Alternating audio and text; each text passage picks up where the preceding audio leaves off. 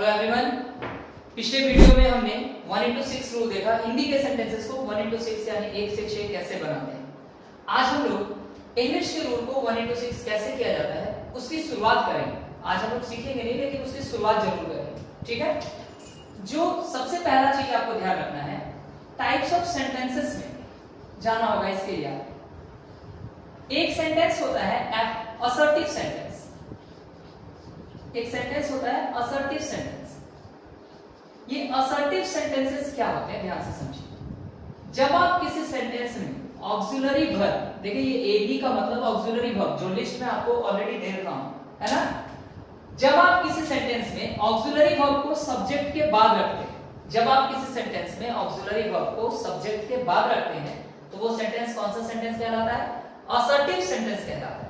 Assertive sentence को हम दो पार्ट्स में बांटेंगे। पहला पार्ट कहलाएगा एफर्मेटिव सेंटेंस,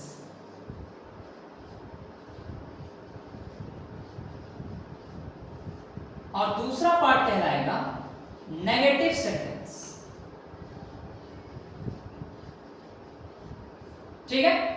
एफर्मेटिव सेंटेंस और नेगेटिव सेंटेंस में क्या करना है, ध्यान दीजिए। एफर्मेटिव भी असर्टिव है और नेगेटिव भी असर्टिव है, तो ये कॉन्सेप्ट ये दोनों सेंटेंसेस फॉलो करेंगे, तभी तो ये दोनों असर्टिव है।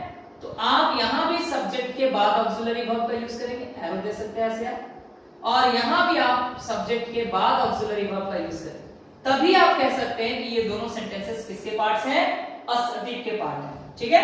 लेकिन एफर्मेटिव और नेगेटिव में एक वर्ड का डिफरेंस होता है, वो वर्ड है नॉट। नॉट लगाने से हम लोग सेंटेंसेस को क्या बनाते हैं?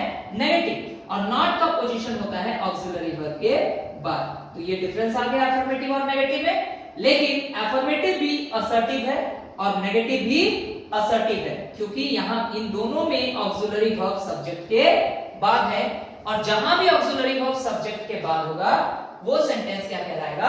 असर्टिव सेंटेंस कहलाएगा, ठीक है। आगे बात समझ में। अब हम लोग नेक्स्ट सेंटेंस देखेंगे, वो अगले वीडियो में देखेंगे, ठीक है। Thank you everyone.